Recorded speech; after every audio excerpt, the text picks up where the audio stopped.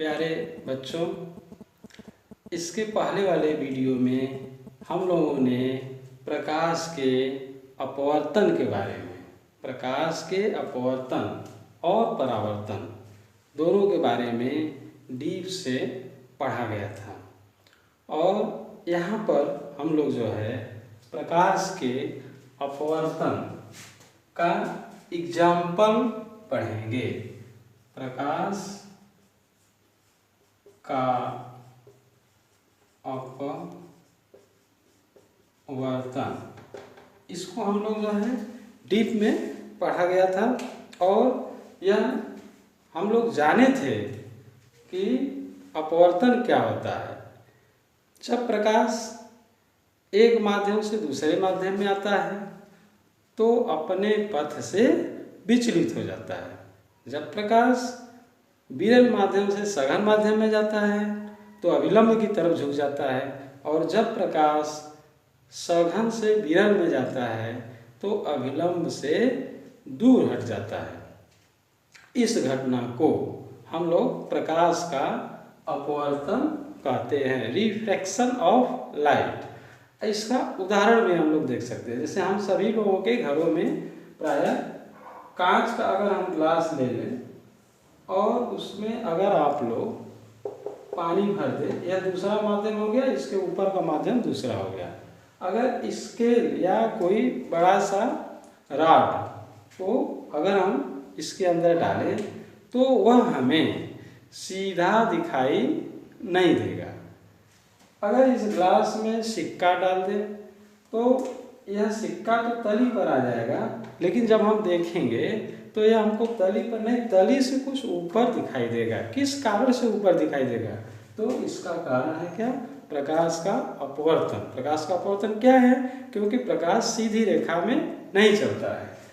जब यह सघन माध्यम से, प्रकाश जब सघन से, जैसे जल है, जल सघन है, आस पास है और वायु है, यहाँ तक अगर वाटर को भर दिए, इसके ऊपर वायु है, तो यहाँ से जब प्रकाश विरल माध्यम में जाएगा तो अपने पथ से विचलित हो जाएगा। इसलिए यह सिक्का तली पर दिखाई नहीं देगा, यह तली से कुछ ऊपर दिखाई देगा।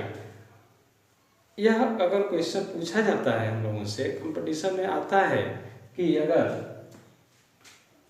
यह सिक्का जो है ऊपर क्यों दिखाई देता है, क्या कारण है? ऑप्शन रहेगा जैसे प्रकाश का परावर्तन, प्रकाश का अपवर्तन, विवर्तन, व्यतिकरण।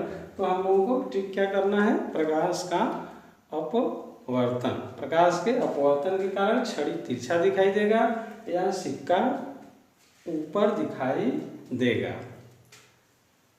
हम लोग जो है इसी क्रम में, अपवर्तन के क्रम में ही एक हम लोगों का इम्पॉर्टेंट टॉपिक है, आता है क्रांतिक कोण। पूछा जाता है कि क्रांतिक कोण, क्रिटिकल एंगल किसे कहते हैं? क्रिटिकल एंगल किसे कहते हैं? क्रांतिक कोण। तो इसके पहले वाले अध्याय में हम लोगों ने प्रकाश के अपवर्तन को पढ़ा गया। उसी क्रम में वहाँ पे हम लोगों ने यह जान लिया था कि यह एक तल है, इस तल का नाम अपवर्तक तल कहेंगे। इसके पहले वाला अगर क्लास कोई किसी का मिस हो गया हो तो वह वीडियो जरूर देख लेगा, ताकि ये समझ में आएगा। उसी के जस्ट बात का है, तो पहले वाला जानना जरूरी है, तभी ये चीज़ आपको समझ में आ जाएगा। याद करने की बहुत ज़रूरत नहीं है। यह अपवर्तक तल है और इस तल के ऊपर का फर्स्ट मीडियम है सघन। सघन यानी कि कण क्या है? पास बहुत है इसके। सघन है जैसे कांच है। एक एग्जाम्पल हमने लिया कांच। इसके नीचे का जो माध्यम है वह सेकेंड मीडियम, जैसे मान लीजिए यह हवा है, यह सघन है और यह विरल माध्यम है, दो माध्यम हो गया। इस पे जो तल पे हमने एक अविलंब ड्रा कर दिया है, यह नॉर्मल हो गया, अविलंब है। अब यहाँ पर देखिए, यह प्रकाश की किरण है AB, AB प्रकाश की किरण है। इस किरण को कहेंगे आपतित किरण, जो अविलंब के साथ कोण I बना रहे हैं।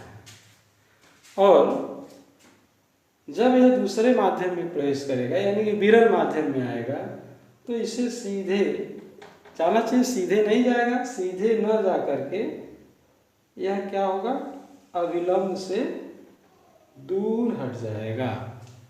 कहाँ चला जाएगा, अविलंब से दूर हट जाएगा। हम लोग जो है इसी को तो पढ़ा गया था इसके पहले, जो है प्रकाश का अपवर्तन क्या होता है। यहाँ से यह प्रकाश की आपतित किरण है और यह जो है प्रकाश की अपवर्तित किरण है। चूँकि प्रकाश सघन से विरल में आ रहा है, इसलिए अविलंब से दूर हट जा रहा है। हम लोगों को आज यहाँ पे क्या जानना चाह रहे हैं, क्रांतिक कोण। तो क्रांतिक कोण के बारे में ही हम लोग जानेंगे। इस जो AB आपतित प्रकाश की किरण है और ये मान लेते हैं BC निर्गत प्रकाश है, अपवर्तित प्रकाश की किरण है, इस कोण का मान हम और ज़्यादा बढ़ा दें। यह प्रकाश की किरण यहाँ से आए तो यह और दूर हट जाएगा, निर्गत हो जाएगा। इसका मान और अगर बढ़ा दें और इतना बढ़ा दें, आपतित प्रकाश के आपतन कोण यानी कि यह I का मान इतना कर दें कि प्रकाश इस दूसरे माध्यम में न जाकर के इसके तल पर ही क्या हो जाए, अपवर्तित हो जाए। तब उस इस कोण को हम क्रांतिक कोण कहते हैं। हम लोगों ने देखिए यहाँ पे जान लिया क्रांतिक कोण क्या कहते हैं, किसे कहते हैं। तो वह कोण जिसके लिए अपवर्तक कोण का मान 90 अंश हो, उस कोण को क्रांतिक कोण कहेंगे। इस क्रांतिक कोण को किससे प्रदर्शित करते हैं, IC से। IC क्या है, क्रिटिकल एंगल, क्रांतिक कोण। I क्या है, क्रांतिक कोण। फिर से इसका डिफिनीशन आप लोग ध्यान से देखिए। आपतन कोण का वह मान जिसके लिए अपवर्तन कोण का मान 90 अंश होता है, उस आपतन कोण को क्रांतिक कोण कहते हैं। जब प्रकाश सघन माध्यम से विरल माध्यम में प्रवेश करती है तो आपतन कोण का वह मान जिसके लिए अपवर्तन कोण 90 अंश होता है, क्रांतिक कोण कहा जाता है। और इसके अपवर्तन का जो दूसरा नियम हम लोगों ने अभी भी पढ़ा गया था इसके पहले वाले क्लास में, n बराबर sin I बटे sin R, यहाँ तक पढ़ा गया था हम लोग। तो यहाँ पे I क्या है, आपतन कोण है, तो यह कोण का मान कितना हो जाएगा, IC के बराबर। R का मान कितना हो जाएगा, 90 अंश, उसी को तो क्रांतिक कोण कहेंगे।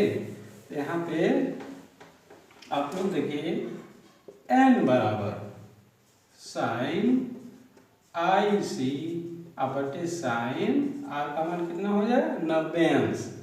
R बराबर 90 अंश, I का मान IC हो गया, तो n बराबर हो जाएगा sin IC। sin 90 का मान कितना होता है, 1। sin 90 अंश बराबर 1, तो यहाँ पे 1 हो गया। n बराबर साइन आई सी। यह एक हम लोग जो है क्रांतिक कोण को जान लिए। और यहाँ पे क्रांतिक कोण कितना होता है, तो आई सी बराबर, इसको ऐसे भी लिख सकते हैं, साइन इनवर्स n। यह क्रांतिक कोण है। क्रांतिक कोण के जस्ट बाद हम लोग जो है प्रकाश का पूर्ण आंतरिक परावर्तन को पढ़ा जानेंगे, उसी को पढ़ा जाता है। यहाँ पे देखिए, यहाँ तक तो बात समझ में आ गया हमारे। इसके जस्ट बाद जो है हम लोग पढ़ेंगे पूर्ण आंतरिक परावर्तन।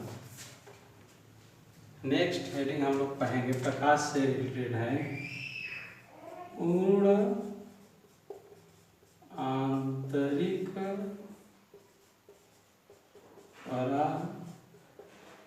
परावर्तन। पूर्ण आंतरिक परावर्तन का परिभाषा भी ठीक उसी प्रकार से है कि जब प्रकाश, देखिए यह जो है अपवर्तक तल है और इसके ऊपर का फर्स्ट माध्यम है, फर्स्ट मीडियम, और यह सघन माध्यम है, जैसे कांच। और इसके नीचे सेकेंड है मीडियम, यह विरल है, जैसे हवा। अब देखिए यहाँ पे एक नॉर्मल लाइन हमने ड्रा कर दिया, यह नॉर्मल है, इसे अविलंब कहेंगे। पूर्ण आंतरिक परावर्तन हम लोग पढ़ रहे हैं। यहाँ पे हम लोग जैसा कि जानते हैं पहले से ही कि जब प्रकाश सघन से विरल में आता है तो अविलंब से दूर हट जाता है, और जब आपतन कोण का मान क्रांतिक कोण से अधिक होता है, जैसे यह मान IC से अधिक हो, तो प्रकाश की किरण इस माध्यम में न जा करके उसी माध्यम में परावर्तित हो जाती है। प्रकाश के इस घटना को क्या कहेंगे, पूर्ण आंतरिक परावर्तन। कोई पूछा, क्वेश्चन आ गया, पूर्ण आंतरिक परावर्तन क्या होता है, तो इसका आंसर हम लोग बताएंगे। जब प्रकाश सघन माध्यम से विरल माध्यम में प्रवेश करता है तो अविलंब से दूर हो जाता है। आपतन कोण का वह मान जिसके लिए आपतन कोण का जब मान क्रांतिक कोण से अधिक हो जाए, तो प्रकाश दूसरे माध्यम में न जा करके उसी माध्यम में परावर्तित हो जाए, तो इसे प्रकाश के इस घटना को हम कहेंगे पूर्ण आंतरिक परावर्तन। जब आपतन कोण का मान क्रांतिक कोण से अधिक हो जाए तो प्रकाश दूसरे माध्यम में नहीं जाता, उसी माध्यम में क्या हो जाएगा, वापस परावर्तित हो जाएगा। प्रकाश के इस घटना को कहेंगे पूर्ण आंतरिक परावर्तन। इसका जो है एग्जाम्पल हम लोगों को बार बार पूछा जाता है। एक क्वेश्चन पूछा जाता है आप लोगों से कि हीरा या मणि क्यों चमकता है, तो उसका क्या कारण बताएंगे, पूर्ण आंतरिक परावर्तन। कैसे पूर्ण आंतरिक परावर्तन होता है, तो यहाँ पे हम लोग जो है उसको देख सकते हैं। देखिए यहाँ पे जैसे मान लीजिए यहाँ पे एक हीरा है, तो हीरे या मार्केट में या बाजार में आप लोगों को जो है ढेर सारे इस तरह का मिलता है जो चमकदार होता है। तो क्यों चमकता है, उसका कारण क्या है, हीरा जो कांच का होता है उसमें कई परत इस तरह से होती है, कटी हुई होती है इस तरह से, और यह हीरे का स्ट्रक्चर इस तरह से है। सपोज करिए यह चमकदार क्यों होता है, हीरा क्यों चमकता है, तो इसका कारण हम लोग बताएंगे। प्रकाश की किरण जब इस पे पड़ेगी, प्रकाश की किरण कहीं भी टॉर्च जला दिए, प्रकाश की किरण इस पे आ रही है, इस आ करके इस तल पे सरफेस पे पड़ी, मान लीजिए कि ये सरफेस ए बी है, इस पर पड़ा, इससे यह जो है ऊपर का माध्यम क्या है, विरल, विरल माध्यम है, और यहाँ पे सघन माध्यम में प्रवेश कर गई, अपने पथ से विचलित हो जाएगी और इसमें आ जाएगी, इस कांच में या इस हीरा में आ गई। अब क्या होगा, विचलित होकर के आ गई, अब यह इस तल से टकराएगी और तल से टकराने के बाद फिर बाहर निकलना चाहेंगे। टकराने के बाद तो जब यह यहाँ से आने के बाद बाहर निकलेगी तो प्रकाश की किरण सघन से किसमें प्रवेश करेगी, विरल में जाना चाहेगी, विरल माध्यम में। ये कंडीशन लगेगा, जब सघन से विरल में जाना चाहेगी तो क्या होगा कि वह अविलंब से दूर हटेगी। तो यहाँ पे जो हीरा होता है उसका सरफेस इस प्रकार से होता है कि यहाँ पे इसका मान क्रांतिक कोण से अधिक हो जाता है। जब ये क्रांतिक कोण से अधिक हो जाएगा तो यह प्रकाश की किरण दूसरे माध्यम में न प्रवेश करके उसी माध्यम में यानी कि हीरे के अंदर ही क्या होगी, परावर्तित होगी, बाहर नहीं निकल पाई, इसी के अंदर आ गई, फिर दूसरे तल से टकराएगी इसके सरफेस से, फिर यहाँ से जो है वो बाहर निकलना चाहेगी लेकिन निकल नहीं पाएगी और इसका पूर्ण आंतरिक परावर्तन हो गया, फिर इसी में जो है रिटर्न हो जाएगी, फिर उसके बाद इस तल से टकराएगी, फिर इधर आ जाएगी। इस तरह से प्रकाश की किरण एक बार उसमें प्रवेश कर गई लेकिन उससे बाहर नहीं निकल पाई और प्रकाश अंदर ही रह गया उसके। इस तरह से यह हीरा जो है क्या हो जाएगा, चमकने लगेगा, इसके अंदर प्रकाश रहेगा तो चमकने लगेगा, तो यह जो है प्रकाशित रहेगा। इसलिए हम कहते हैं कि हीरा, हम लोग कहा जाता है कि हीरा